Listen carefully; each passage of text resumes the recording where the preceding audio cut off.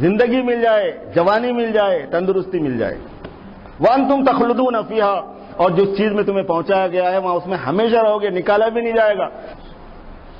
پھر اللہ پاک کی قدرتیں دیکھیں تو ہمیشہ کی جوانی، ہمیشہ کی تندرستی، ہمیشہ کی زندگی، ہمیشہ کی نعمتوں کے لیے اللہ پاک نے ہمارے ساتھ ایک ڈیل کی ہے. وہ یہ کہ میری مرضی اپنا لو اور اپنی مرضی ختم کرو، تاکہ جب میں تم کو اپنی جنت میں چھوڑوں، سمجھیں ہم اس بات کو، تاکہ میں جب تم کو اپنی جنت میں چھوڑوں تو پھر میری مرضی کے تم تابع نہ رہو، بلکہ میں تمہاری مرضی پہ تم کو چھوڑ دوں. کیونکہ اب وہ تمہاری مرضی اب تمہاری نہیں رہی، اتنی ایکسرسائز ہو گئی ہے کہ وہ میری ہی مرضی ہے. اس لیے فرمایا وَلَكُمْ فِيهَا مَا تَشْتَهِي أَنفُسُكُمْ وَلَكُمْ فِيهَا مَا تَدَّعُونَ، جو تم چاہو گے وہ ملے گا، جو تم بولو گے وہ دے دوں گا. حضرت مولانا یعقوب صاحب رحمۃ اللہ علیہ فرمایا کرتے تھے، مولانا یعقوب صاحب صدر مدرس دارالعلوم دیوبند، حضرت تھانوی رحمۃ اللہ علیہ کے استاد، وہ فرمایا کرتے تھے کہ جنت میں اللہ پاک ہر ایک کو چھوٹی موٹی خدائی دے دیں گے، امر کن دے دیں گے. جیسے میں جو بولتا ہوں وہ ہو جاتا ہے نا، تو جو بولے گا وہ ہو جائے گا. اس کے لیے مرضی کی ایک ٹریننگ ہے، اس ٹریننگ کا نام اسلام ہے، اس ٹریننگ کا نام ایمان ہے کہ اپنی مرضی کو فنا کر کے اللہ پاک کے احکامات کو، جناب رسول اللہ صلی اللہ علیہ وسلم کی پاکیزہ سیرت کو، ایک ایک سنت کو آدمی اپنا لے اور ہر چیز چھوڑ دے، کسی بھی چیز میں اپنی مرضی کو شامل نہ کرے، حتیٰ کہ دین کے نام پہ جو ہم کرتے ہیں اس میں بھی نہ کرے، کیونکہ اس میں بھی مرضی نہیں کرنا ہے. بہت سے دین کے کام ہم کرتے ہیں اس میں اپنی مرضی علانیہ دکھتے رہتی. ارے بھائی جب تک یہ کام کرنا ہی تھا تو ایسا کیوں نہیں کر رہا جیسے سرکار نے کیا؟ نہیں میری مرضی ہے، لوگوں کو اچھا نہیں دکھیں گا، تھوڑا میری بھی اپنی امیج ہے. بولے رسول کے بغیر تیری کاہے کی امیج؟ رسول پیغمبر کے بغیر کاہے کی امیج، کاہے کی عزت؟ میرے دوستو، اس لیے دعوت کی جو محنت ہے یہ محنت ایمان کے بنانے کی محنت ہے. ایسا ایمان بن جائے. اگر کسی کا ایسا ایمان بنا ہوا ہو تو اس کو دعوت کے لیے بولنا ہی نہیں پڑتا، کیونکہ وہ آٹومیٹکلی اس کے پیروں میں پارا آ جاتا. جیسے صحابہ کرام کے پیروں میں پارا آ گیا تھا، ٹھہرتے ہی نہیں تھے وہ. کبھی آپ نے سنا ہوگا مولانا سے، یہاں کے خطیب صاحب سے، کسی سے بھی، کہ صحابہ کرام کو روکنا پڑتا تھا اللہ کے راستے میں جانے سے. یہ قرآن پاک میں ہے. وہ ٹھہرنے ہی نہیں چاہتے تھے. فرمایا کہ تم سارے چلے جاؤ گے تو دوسرے تقاضے کیسے پورے ہوں گے؟ یہ قرآن پاک میں ہے. فلولا نفر من كل فرقة منهم طائفة ليتفقهوا في الدين ولينذروا قومهم اذا رجعوا اليهم کی تفسیر آپ پڑھیں گے تو اس میں آپ کو پتہ ملے گا کہ حضرات صحابہ چاہتے تھے کہ ہم رہیں ہی نہیں، بس نکل جاتے ہیں اللہ کے دین کی دعوت کے لیے، دین کے کام کے لیے ہم رہنے ہی نہیں. اس میں بوڑھے بھی ہیں، اس میں جوان بھی ہیں، اس میں تندرست بھی ہیں، اس میں بیمار بھی ہیں، اس میں غریب بھی ہیں، اس میں امیر بھی ہیں، امارت کے دور میں بھی، غربت کے دور میں بھی، سب معذور بھی ہیں، صحیح الاعضاء بھی ہیں، سب ہیں. جو چاہتے جو ہوتے تھے ان کی خواہش ایک اور ہوتی تھی، وہ یہ کہ جس کا ایمان بن جاتا ہے نا تو اس کے تو پیروں میں پھر پہیے لگ جاتے ہیں. مجھے اور آپ کو جو محنت کی ترغیب دی جاتی ہے وہ یہ کہ ابھی پہیے تو کیا ہمارے پیر ہی نہیں کھڑے ہوئے ہیں. ایمان کی حلاوت اور ایمان کی چاشنی ہے ہی نہیں ابھی. ایک ایمان میں لذت ہے، ایک ایمان میں کیف ہے، ایک مزہ ہے. ذاق طعم الایمان من رضی باللہ ربا وبالاسلام دینا وبمحمد صلی اللہ علیہ وسلم رسولا ونبیا. ایمان کا مزہ اس کو مل جاتا ہے جو اللہ کو اپنا رب بنا کے راضی ہو جاتا ہے. بس ہے، میں نے اپنا اللہ کو اپنا رب مان لیا، بس ہے. لفظ بس جو ہے نا یہاں پر، رضیہ کا جو لفظ ہے یہاں پر، وہ بہت خاص معنی کے لیے. مان لیا نا تو رب اللہ کو، پھر اور کیا ہے؟ پھر نہیں ہے اس کے بعد. وبالاسلام دینا، اور اسلام کو زندگی گزارنے کا طریقہ بنانے کے لیے میں راضی ہو چکا، نہیں بس ہے مجھے اسلام. کوئی چاہتا ہے، کوئی نہیں چاہتا، محبت کرتا ہے، نفرت کرتا ہے، اپریشیٹ کرتا ہے، نہیں کرتا، قریب کرتا ہے، دور کرتا ہے، دوستی رکھتا ہے، نہیں رکھتا، چاہتا، کچھ بھی نہیں پرواہ. من رضی باللہ ربا وبالاسلام دینا وبمحمد صلی اللہ علیہ وسلم رسولا ونبیا. محمد صلی اللہ علیہ وسلم کو رسول اور نبی مان گئے، بڑا خوش. میرے رسول میرے نبی ہیں، مطلب محمد صلی اللہ علیہ وسلم میرے رسول ہیں، میرے نبی ہیں. ہر بات میں ان کی ہدایت، ان کی رہبری مجھے چاہیے. دعوت کی محنت اس حقیقت کو اپنے اندر لانے، اس حقیقت کو سارے مسلمانوں میں لانے، اس حقیقت کو ساری انسانیت میں لانے کے لیے، کیونکہ انسان پورے انسانوں کو اسی لیے بھیجا گیا دنیا میں، خالی مسلمانوں کو نہیں. ان کو بھی بتانا ہے کہ تمہاری نجات اسی میں ہے. اور مسلمانوں کو بھی بتانا ہے تمہاری نجات اسی میں، اور مجھے اپنے آپ کو بھی سمجھانا ہے کہ میری نجات اسی میں، اور یہ محنت کے ذریعے سے کیفیت اس کی ڈیولپ ہوتی ہے۔ میں بول رہا ہوں یہ تھوڑی ہے کہ اندر بھی ہوگا کچھ، آپ سن رہے ہیں تو تھوڑی ہے کہ سنتے آ جاتی ہے کوئی چیز، ایک ذوق بنتا ہے، ایک سوچ بنتی ہے، مائنڈ بنتا ہے۔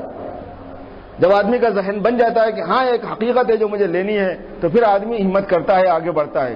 اس لیے جب ایمان کی محنت کی جائے گی تو لوگوں میں اللہ کی معرفت آئے گی، رسول پاک صلی اللہ علیہ وسلم کی معرفت آئے گی، آخرت کی فکر آئے گی، دنیا کی بے ثباتی اس پر کھلے گی، دنیا کی محبتوں اور علاقوں سے اس کا دل ہٹے گا، آخرت کی تیاری کی فکر اس پر سوار ہوگی، مسلط ہوگی، اور اپنی مرضی کو چھوڑ کر اور اپنے جذبات کو اور اپنے خواہشات کو چھوڑ کر اور اپنی مصلحتوں کو توڑ کر اور ان کو پس انداز پس پش ڈال کر اللہ رسول کی رضا کو اور ان کی مصلحت اور ان کی تعلیم کو سامنے رکھنے کی ایک ہمت آئے گی۔ یہ چیزیں چاہیے اصل اس بات کے آنے کے لیے جس کو ہم اسلام کی حقیقت اور ایمان کی حقیقت کہتے ہیں۔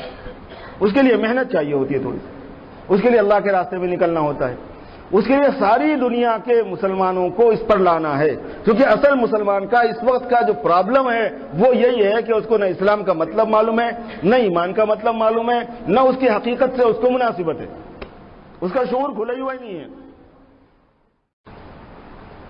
ہم سمجھ رہے ہیں کہ مسلمانوں کے اتنے پرابلمس ہیں، ان کا یہ حل ہے شاید، یہ حل ہے شاید، یہ حل ہے شاید۔ سب سے بڑی سیاست اس وقت مسلمانوں کے لیے یہ ہے کہ ہر مسلمان کو اللہ کے دین کی طرف متوجہ کیا جائے۔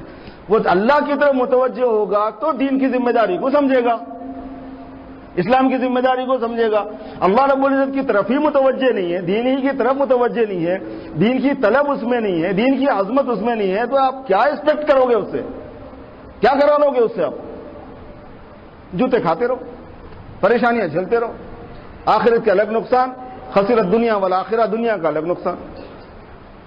اس وقت کی پوری دنیا کی ضرورت اصلی جو ہے میرے دوستو، پوری امت مسلمہ کی جو ضرورت ہے وہ یہ ہے کہ امت کے حالات آپ دیکھیں تو پتہ چلے کہ امت اللہ کی طرف کتنی رجوع ہے، امت اللہ کی بڑائی کو کتنا مانتی ہے، رسول پاک صلی اللہ علیہ وسلم کی رسالت کو کتنا مانتی ہے، ان کی تہذیب سے کا کتنا اثر ہے، ان کی ثقافت کا کتنا اثر ہے، ان کے کلچر کا کتنا اثر ہے، ان کی طریقہ زندگی کا کتنا اثر ہے انسان کی زندگی پر۔ پتہ چل جائے گا آپ کو احوال عالم سے کہ اس وقت مسلمان جن حالات سے گزر رہا ہے، ان حالات میں مسلمان کو جو ابھی زندہ رکھ دیا گیا ہے یہی بہت کچھ ہے۔ ہمارے والد صاحب رحمۃ اللہ علیہ کے بعد جب کوئی اطلاع آتی کہ فلاں جگہ یہ حادثہ ہو گیا، فلاں جگہ فلاں مسلمان کے ساتھ یہ ہو گیا، تو فرماتے ہم تو پتھروں کی بارش کے مستحق ہو کے بیٹھے ہوئے ہیں، اب اگر یہ ہو گیا تو یہ تو ان کی نوازش ہے کہ چھوڑا جا رہا ہے، جوتے مار کے چھوڑ دیا جا رہا ہے بولتے۔ اس لیے کہ جس نے نہیں پہچانا نا اس کو ڈھیل ہے، یہ پہچانے ہی نہیں، بعد میں دیکھیں گے اس کو، لیکن جس نے پہچان لیا، جس کو پہچان ہو گئی، پہچان کے بعد میں اگر کوئی آدمی حق تلفی کرتا ہے، سمجھ میں آ رہی بات، پھر چھوڑا نہیں جاتا ہے۔ ہم مسلمانوں نے اللہ کو پہچاننے کا دعویٰ کیا، ہم مسلمانوں نے جناب رسول اللہ صلی اللہ علیہ وسلم کو پہچاننے کا دعویٰ کیا، ماننے کا دعویٰ کیا، اس کے بعد حق تلفی کریں گے تو چھوڑا جائے گا، یہ تو نہیں ہوگا بھائی۔ اس کی ایک مثال دیکھیے آپ، مکہ مکرمہ میں سرکار دو عالم صلی اللہ علیہ وسلم لوگوں میں گشت کرنے کے لیے دعوت دینے کے تشریف لے جاتے ہیں۔ آپ مجموعوں میں بھی گئے، آپ فرادہ بھی گئے، آپ مقام پر بھی گئے، آپ سفر میں بھی گئے، طائف بھی تشریف لے گئے، حج کے موقع پر مینا کے خیموں میں بھی تشریف لے گئے، مختلف قبیلوں میں بھی گئے، شعب اور گھاٹیوں کے اندر بھی گئے، آپ جاتے تھے برابر۔ پوری مکہ مکرمہ کی تاریخ میں سرکار دو عالم صلی اللہ علیہ وسلم پر جو پیش آ رہا تھا، جو تکلیفیں آپ سہ رہے تھے، جو مصیبتیں آپ جھیل رہے تھے، جو برداشت آپ کو کرنا پڑ رہا تھا، جس کے بارے میں خود سرکار نے اپنے مبارک زبان سے فرمایا کہ اوذیت فی اللہ ما لم یؤذ احد، مجھے اللہ کے لیے ستایا گیا ایسا کہ کسی کو نہیں ستایا گیا، واخفت فی اللہ ما لم یخف احد، اور مجھے ڈرایا گیا اللہ کے معاملے میں کہ اتنا کسی کو نہیں ڈرایا گیا۔ حضور نے فرمایا تو سچ ہے وہ، آپ نے یہ فرمایا کبھی دوسروں کے ساتھ میں ایسی کوئی خاص بات آپ کو نہیں ملے گی، اللہ میاں خاموش ہے، کچھ بھی نہیں بول رہے۔ طائف کی پہاڑیوں میں اتنا سخت واقعہ پیش آیا کہ آخر وقت تک آپ اس کو یاد کرتے تھے، حتیٰ کہ عائشہ نے پوچھا رضی اللہ تعالیٰ عنہ وارضاها امی جان نے کہ آپ پر سب سے بھاری دن کون سا تھا؟ فرمایا کہ جس وقت میں نے طائف میں عبد یالیل پر اپنے کو پیش کیا تھا، وہ میں بھول نہیں سکتا۔ اللہ میاں خاموش، کچھ بھی نہیں بول رہے۔ صرف اتنا کیا حضور پاک صلی اللہ علیہ وسلم کی تکلیف کو دیکھ کے کہ پہاڑوں کے فرشتے کو بھیجا جبرائیل کے ساتھ کہ پہاڑوں کا فرشتہ آ گیا ہے، اگر آپ بولے تو ان کو چٹنی بنا دیتا. حضور نے فرمایا نہیں. مینا کی وادیوں میں، مینا کے خیموں میں، ابو طالب کے شعب میں، کہاں کہیں بھی تھوکا جا رہا ہے، گالیاں دی جا رہی ہیں، ساحر و مجنون کہا جا رہا ہے، کاہن کہا جا رہا ہے، گلے میں پھندا ڈالا جا رہا ہے، پیٹھ پہ اوجڑی ڈالی جا رہی ہے، راستے میں کانٹے بچھائے جا رہے ہیں، گندک پھینکی جا رہی ہے، بائیکاٹ کر دیا گیا ہے، ملنے کی اجازت نہیں ہے، ملاقات کی اجازت نہیں ہے، کوئی چیز بیچنے کی اجازت نہیں ہے، کوئی چیز ان سے خرید کرنے کی اجازت نہیں ہے، 1 2 دن 6 مہینے سال کی نہیں، ایک سلسلہ چاہے معاملہ کچھ بھی نہیں. لیکن جیسے ہی کچھ ماننے والے تیار ہو گئے نا، آپ صورتحال دیکھیے قرآن پاک کا مطالعہ کر کے، جیسے ہی ماننے والے جب تیار ہو گئے اور مدینہ منورہ میں سرکار دو عالم صلی اللہ علیہ وسلم تشریف لے آئے، تو ماننے والوں کے ساتھ اللہ پاک نے پھر سرکار کا مقام اور ان کی عظمت اور ان کی شان بتانا شروع کر دی. حالانکہ یہ اب مقرر کی ہوئی عظمت نہیں ہے، پہلے سے ہی ہے، لیکن وہاں نہیں جتائی جا رہی تھی. کیوں؟ پہچانتے نہیں ان کو کیا بولے، جانتے نہیں ان کو کیا بولے. مدینہ منورہ میں کیا ہوا؟ فرمایا کہ لا ترفعوا اصواتکم فوق صوت النبی، تمہاری آواز نبی کی آواز سے اونچی نہیں ہونی چاہیے. اور یہ فرمایا کہ یہ میرے پاس اتنی بڑی بدتمیزی ہے کہ تمہارے نماز، روزے، صدقات، جہاد سب ختم کر دوں گا صرف ایک بے ادبی پر. ان تحبط اعمالکم وانتم لا تشعرون، تمہارے عمل حبط ہو جائیں گے، تمہیں پتہ بھی نہیں چلے گا، آواز تک اونچی نہیں کر سکتے، آگے نہیں بڑھ سکتے. لا تقدموا بین یدی اللہ ورسولہ ان الذین یغضون اصواتهم عند رسول اللہ اولئک الذین امتحن اللہ قلوبهم للتقوی، جو اپنی آواز کو پست رکھتے ہیں یہ وہ لوگ ہیں جن کے دلوں میں تقوی کی حقیقت ہے، جسے ایمان کہتے ہیں نا، وہ ہے. یہاں پہ آپ کو نام لے کے نہیں بلا سکتے. کدعاء بعضکم بعضا، جیسے آپس میں ایک دوسرے کا نام لیتے ہو نا، ایسے نام نہیں لے سکتے. فرمایا آپ سے اگر ملاقات کرنا ہے تو آپ کو دروازے پہ جا کے دستک نہیں دے سکتے. ان الذين ينادونك من وراء الحجرات اکثرهم لا يعقلون، جو حجرے کے باہر سے آپ کو پکارتے ہیں وہ بے عقل ہیں. پھر کیا کرنا؟ ملنا ہے. فرمایا ملنا ہے تو آپ ان کو ڈسٹرب نہیں کر سکتے، آپ انتظار کرو. وَلَوْ أَنَّهُمْ صَبَرُوا حَتَّى تَخْرُجَ إِلَيْهِمْ لَكَانَ خَيْرًا لَهُمْ، اگر آپ کو نیاز حاصل کرنا ہے تو آپ انتظار کریں، جب آپ خود باہر تشریف لائیں تب آپ ملیں ان سے. یہ شان سرکار دو عالم صلی اللہ علیہ وسلم کی پہلے ہی سے ہے، لیکن مکے میں کبھی نہیں جتایا گیا اس بات کو، مدینے میں بتایا جا رہا ہے. اور اتنی سخت تحدید کے ساتھ میں کہ تمہاری ایک ایک چیز تمہارے ساتھ یہی اسی پہ پکڑ نہیں کروں گا، پورے دوسرے عمل ختم کر دوں گا. ان تحبط اعمالکم وانتم لا تشعرون. اور اس سے آگے بھی ہے، تم میرے نبی سے ملاقات کرنے کی حیثیت نہیں رکھتے ہو، میرے نبی سے نیاز حاصل کرنے کی، ملاقات کرنے کی حیثیت نہیں رکھتے ہو. پہلے صدقہ کرو تو اس قابل بنایا جائے گا تم کو کہ نبی سے ملاقات کر سکو. قرآن پاک میں اذا ناجیتم الرسول فقدموا بین یدی نجواکم صدقہ، حضور پاک صلی اللہ علیہ وسلم سے کچھ مشورہ لینا ہے، کچھ بات کرنا ہے تو پہلے صدقہ دو. فَإِن لَمْ تَفْعَلُوا وَتَابَ اللَّهُ عَلَيْكُمْ، اور تم نہیں کر سکو گے تو اللہ نے توبہ فرما دی ہے، اس لیے معاف کر دیا. یہ ایسا حکم ہے کہ حکم تو دیا گیا مگر اپلائی نہیں کیا گیا. جس وقت حکم ہوا نا اسی وقت کینسل بھی ہو گیا.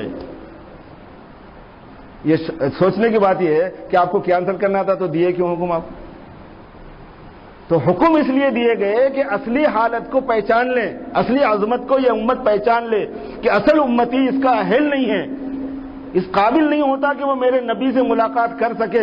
مگر چونکہ اگر میں فیس اور صدقے کا یہ نظام لگاؤں گا تو غریب صحابہ کے لیے دشواری ہو جائے گی، اس لیے اس کو کینسل فرما دیا، مگر حکم ضرور بتا دیا. اور قرآن پاک میں آج تک ہے کہ اصل شان تو یہ ہے. اتنی بات میرے دوستوں اگر سمجھ میں آ گئی تو میں جو بات عرض کرنا چاہ رہا تھا اس کی تمہید تھی. اصل میں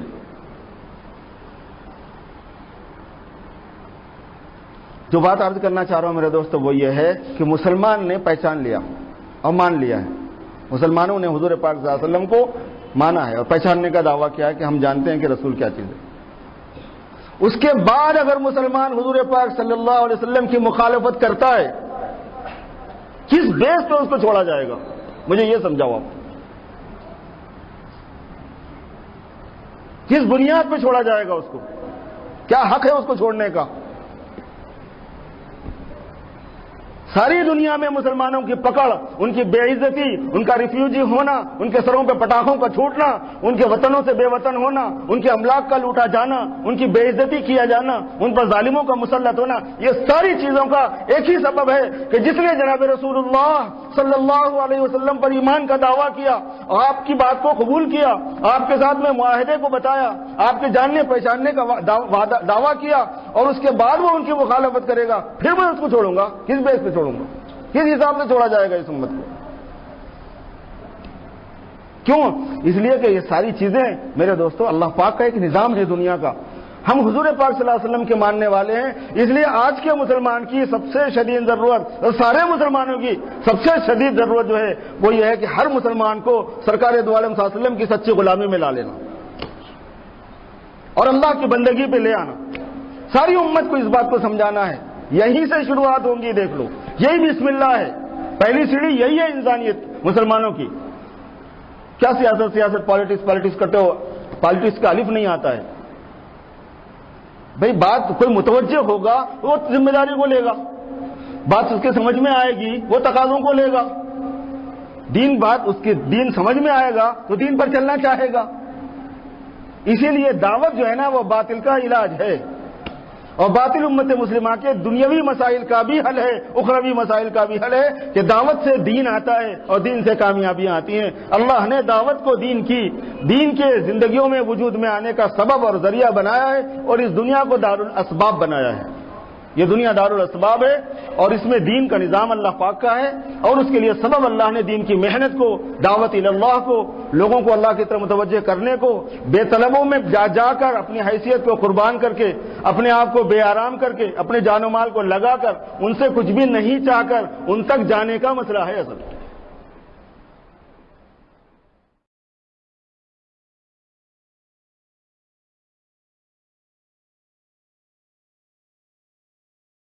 Oh